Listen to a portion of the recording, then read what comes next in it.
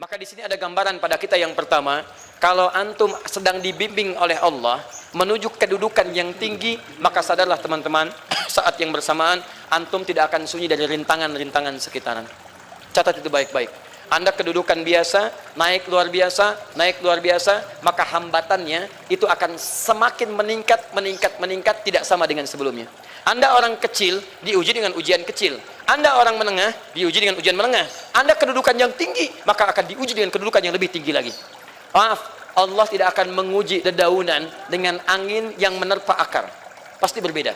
Karena angin ketika kedudukan semakin tinggi, maka angin semakin kencang akan menerjangnya. Yuk kita turunkan. Jenis ujiannya bisa 3. Bismillah. Tenang aja mas. Ya. Antum lihat aja, tulis ya. Biar saya hapus, insyaallah. Perhatikan baik-baik. Sini. Kedudukan bersanding dengan ujian. Kalau rumus fisikanya, F berbanding lurus dengan P. Gaya berbanding lurus dengan tekanan. Jadi kalau antum misalnya, rumus asalnya F1 sama dengan F2. Gaya gerak sama dengan gaya dorong. Kalau dikembangkan ke sini, tenaga kecil begini, maka yang bunyi kecil. Kalau besar, semakin besar lagi. Nah, memahami rumus ini, F sama dengan P. F berbanding lurus dengan tekanan. Ada gaya tekanan juga yang cukup kuat. Ketika antum pukul kencang, suara kencang. Tapi ini lebih sakit kan? Tekanannya lebih kuat. Itu agak berbeda. Itu dalam persepsi positif. Dalam persepsi negatif juga bisa. Gaya berbanding lurus dengan tekanan. Semakin orang banyak gaya, semakin tertekan hidupnya. Ya? Tanya. Sekarang lihat sini. Rumus ini kalau kita turunkan lewat ayat, am hasibtum an tadkhulul jannata. Apakah anda akan duga begitu mudah masuk surga? Walamma ya'tikum matalul ladzina khalau min qablikum. Sementara Allah belum menguji anda seperti orang dulu yang dijamin surga mendapati ujian. Apa jenis ujiannya? Ini manhaj hidup kita dan kita berhenti di sini. Maaf, saya mungkin hanya 5 ayat dulu untuk hari ini ya. Massathumul ba'sa. Ujian pertama disebut dengan ba'sun. Jamaknya ba'sa. Ba'sa. Ini masih ringan. Misal, jarang ke masjid, sekarang mulai ke masjid. Begitu antum ke masjid, Allah kasih ujian sesuai dengan kadar niat antum. Kasih hujan gerimis. Ke masjid gak? Itu ba'sun. Begitu antum ke masjid, orang Arab katakan, nazil matar, turun hujan. La ba's, la ba'sa, la ba'sa. Gak ada masalah. La ba'sa, tidak ada masalah. Serap ke dalam bahasa Indonesia lewat labas. Labas lewat. Ringan. Berarti kalau antum diuji dengan yang ringan, maka antum kadarnya masih ringan, akan dinaikkan kepada yang menengah. Akan yang menengah. Hati-hati betul. Kalau antum belum lulus yang di sini, maka antum akan terus sampai di sini, sampai lulus di sini. Sampai lulus. Antum mau berangkat ke masjid gerimis bisa. Tiba-tiba nggak jadi di rumah. Istri antum mengatakan, "Pak, kok nggak ke masjid? Hujan mah kan cuman gerimis, takut teriak, masya Allah." Padahal antum misalnya belum kuat untuk berangkat, maka antum akan terus diuji di sini. Lihat rumusnya, Quran surah kedua ayat 286. La yukallifullahu nafsan illa, Allah tidak akan pernah menguji seorang hamba di luar kadar kemampuannya. Jadi kalau antum masih ujian yang ringan, antum diberikan yang ringan. Antum naik menengah, diberikan yang menengah. Antum naik lagi level tinggi, diberikan ujian yang berat. Menengahnya disebut dengan darrun. Waddarra, dari ba'sun jadi darrun. Jamaknya darra. Sudah menyakiti fisik. Kena fisik, sudah melukai, hujannya makin deras. Ya, kalau dalam kehidupan yang ini mungkin celaan biasa. Sudah berubah ya, masya Allah. Sekarang jilbabnya sudah panjang, masya Allah. Semakin panjang ya, nyanyiin Batman ya, masya Allah. Udah banyak. Begitu sudah mulai pakai cadar, ninja, masya Allah. Dorra, sudah nggak enak ke fisik. Dorrun. Lihat rumusnya ya, lihat rumusnya baik-baik. Ini lebih menenangkan pada jiwa. Ketika anda dalam level-level seperti ini artinya Allah sedang menaikkan iman anda dalam level yang lebih tinggi lagi. Jadi ketika ada celaan menghunjam dalam lisan seseorang, sudah mulai menyakiti, itu sebetulnya pengakuan dari Allah lewat lisan orang itu, bahwa anda sedang diangkat keimanan pada tingkat yang lebih tinggi. Ada yang mengatakan, kamu kenapa sih pakai jilbab begitu? Yang biasa aja kali. Yang iman biasa sudah banyak. Saya ingin menampilkan keimanan yang luar biasa. Supaya dengan iman itu saya lebih mendoakan mama. Saya menampakkan amalan-amalan. Mudah-mudahan pahalanya bisa buat mama. Masuk dengan bahasa yang baik. Masya Allah. Jadi kalau antum bisa melawan hal-hal demikian dengan bahasa yang indah, itu nyaman kepada jiwa. Kadang-kadang ada kalimat-kalimat yang tidak perlu pakai dalil, teman-teman sekalian. Kembalikan ke sini. Terakhir, wazulzilu zilzal. Zulzilu zilzal. Gempa, goyang. Dia ada ujian yang bisa menggoyangkan diri kita, membuat gempa hati kita. Antum sudah nggak kuat, kadang-kadang jalan sempoyongan, padahal nggak ada gempa di luar, cuman hati kita kayak kena goncangan. Diserang sana, serang sini, nggak bisa tidur, nggak bisa makan, tawarin ini susah, itu susah. Wazulzilu. Bahkan hatta yaqula Rasul walladzina amanu ma'ahu mata nasrullah. Sampai-sampai Rasul SAW, bahkan orang-orang beriman, bahkan yang setelahnya bisa mengatakan, kapan ini berakhir? Akan tiba masa Anda mengalami satu situasi sampai Anda mengatakan, kapan berakhirnya yang seperti ini? Serang, serang, serang. Perhatikan, jika Anda berada pada level ini, saya ucapkan selamat kepada Anda. Karena Anda akan diangkat pada kedudukan yang tertinggi di antara sekian ujian yang ada. Zilzal. Artinya Allah akan naikkan Anda pada derajat yang tinggi. Karena hukum ujian tadi, la yukallifullahu nafsan illa wus'aha. Allah nggak akan menguji seorang hamba di luar batas kemampuannya. Jadi kalau Anda sudah dipandang oleh Allah siap menerima yang ini, maka Anda akan diberikan zilzal. Kalau Anda nggak mampu, Anda hanya akan diberikan darra atau ba'sun. Dimohon maaf, kalau di antara jamaah yang hadir saat ini, Anda merasa sedang punya masalah yang berat, membuat hati Anda goyah, saya ucapkan pada Anda, dari sekian hamba Allah yang ada di muka bumi, cuman Anda yang diberikan itu. Artinya Allah akan mengangkat derajat Anda. Ayo bahagia. Dan yakinlah, bukan orang lain yang dititipkan, Anda yang diberikan. Allah percaya pada Anda, kenapa Anda tidak yakin? Bukan orang lain. Jadi mustahil Allah memberikan ujian berat kalau Anda nggak sanggup. Karena cuma Anda yang sanggup, Anda yang dikasih. Makanya jangan mengeluh. Jangan katakan, ya Allah, kenapa saya, ya Allah? Why me? Kata Allah, why not? Kamu yang bisa. Yang lain tidak. Dan tanpa harus Anda menuliskan status. Memang cuma saya yang sanggup. Oh, Masya Allah. Gak usah. Sadari. Kalau bukan sayang, Allah itu punya sifat adil. Gak mungkin menukar sesuatu di luar kadarnya. Antum tahu cicak? Halo? Jangan katakan wallahu alam, cicak. Cicak, baik. Bagaimana aktivitasnya? Merayap. Di mana? Dinding. Apa makanannya? Nyamuk. Nyamuk bagaimana aktivitasnya? Terbang. Pertanyaan saya, di mana keadilan Allah menjadikan makhluk yang merayap makanannya terbang? Kalau nyamuk masuk kategori pertama tadi, pintar dan tahu dirinya pintar, jadi mainan cicak. Cicak, ayo tangkap. Cicaknya cuma merayap, dianya terbang. Beruntungnya nggak ada nyamuk yang jenius. Tapi yang paling hebat, perhatikan bagaimana lisan orang tua kita menanamkan kalimat-kalimat untuk menanamkan tauhidullah subhanahu wa ta'ala. Cicak-cicak diam-diam merayap. Perhatikan, yang Allah tuntut pada cicak, merayap kamu. Walaupun cuma diam-diam.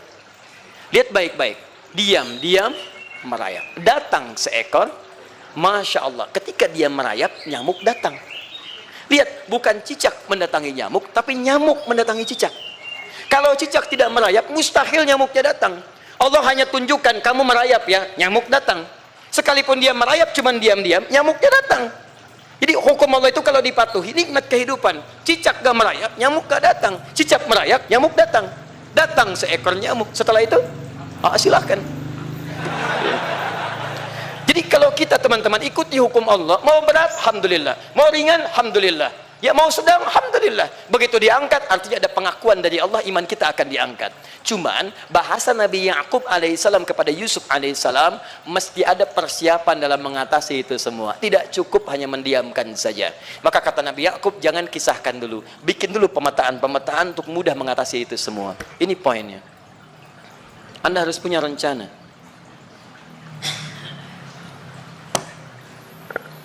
Maka Nabi Ya'qub menyiapkan, bekali dulu ini, siapkan itu. Kalau ambil ke aspek teori untuk kita sekarang, tafsir dari ini untuk menyelesaikan solusi di Quran surah kedua ayat 214 tadi, maka jawabannya ada di Quran surah ketiga ayat 142, paling kiri sebelah atas. Ini kanan sebelah bawah, ini kiri sebelah atas.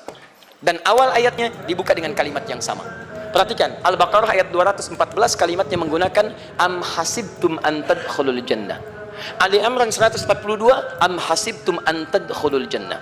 Yang Al-Baqarah itu ujiannya, walamma ya'tikum mathalul ladzina khalau min qablikum masathumul ba'sa wad-dharra waz-zulzilu. Yang Ali Imran itu solusinya.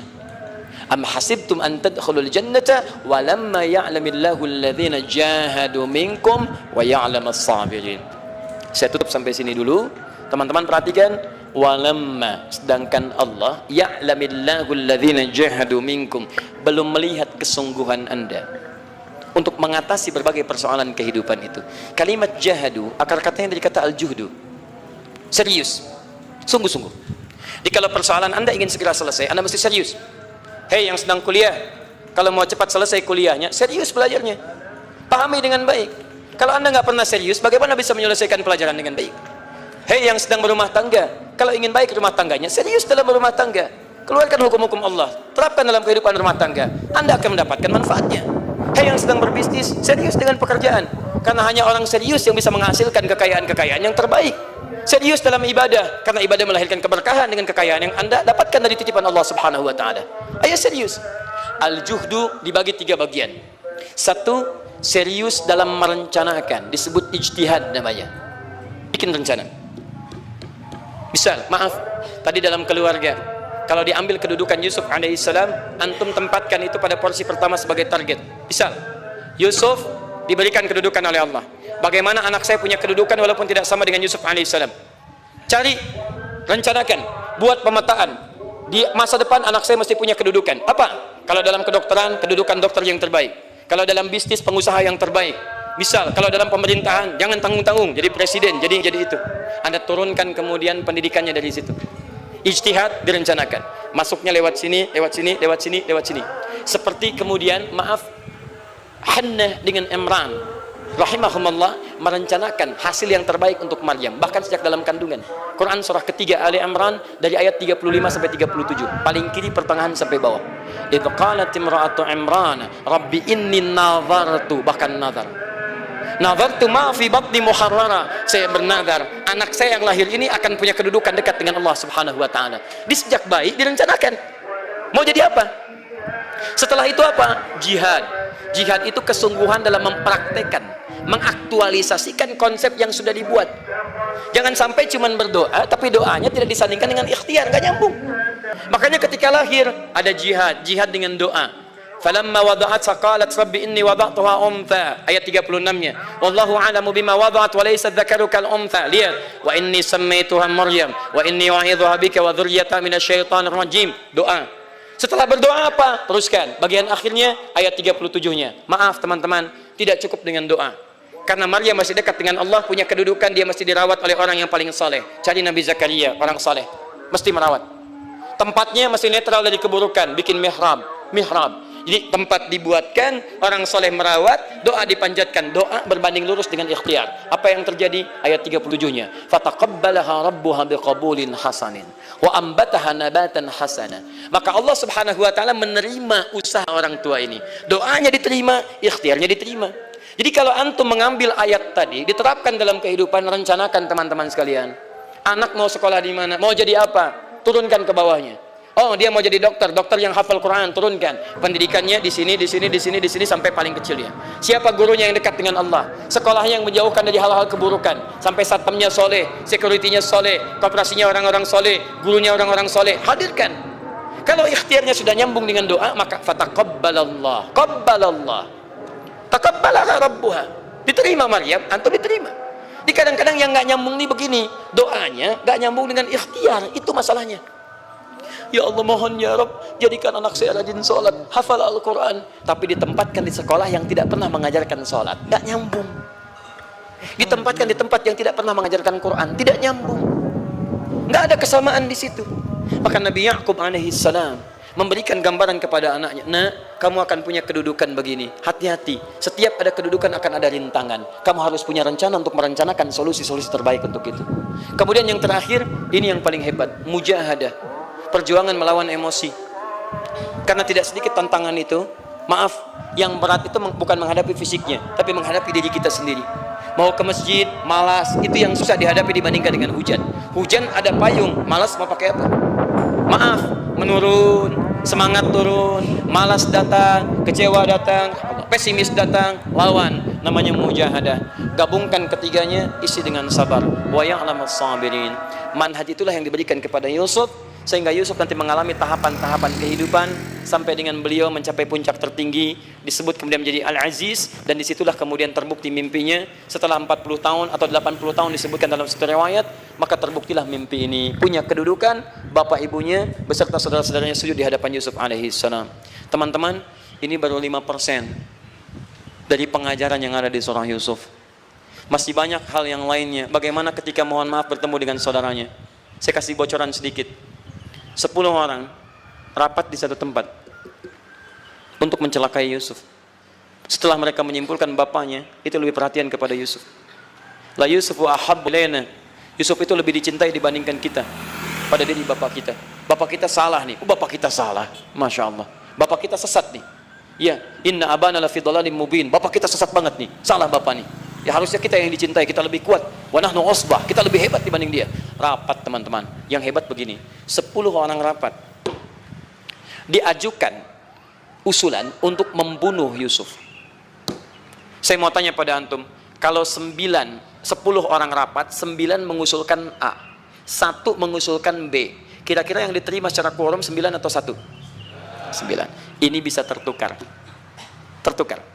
Pembunuhan diusulkan 9 orang condong, 1 orang mengusulkan la taqtulu Yusuf, jangan bunuh Yusuf, alqihi fi ghayabatil jubbi yaltaqithu ba'd as-sayyarah, cukup lemparkan dia ke tempat gelap, kemudian di tempat itu akan lewat para kafilah, dia diambil dan menjauh dari kita. Yang penting kan Yusufnya nggak ada, supaya dosa kita nggak berat-berat amat.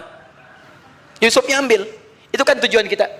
Lihat baik-baik, biasanya setan kalau sedang melakukan sesuatu itu nggak akan nanggung, nodong bisa pembunuhan, lempar bisa perampokan. Tapi ini yang aneh, kenapa 9 orang yang untuk membunuh itu tiba-tiba belok menyepakati rencana yang pertama? Yang 1 orang, 9 orang, 10 orang rapat, 9 punya A, tiba-tiba yang 9 berpindah kepada yang B yang cuma 1 orang. Kenapa bisa terjadi? Ada rahasia di situ. Kapan rahasianya? Kapan-kapan kita bahas.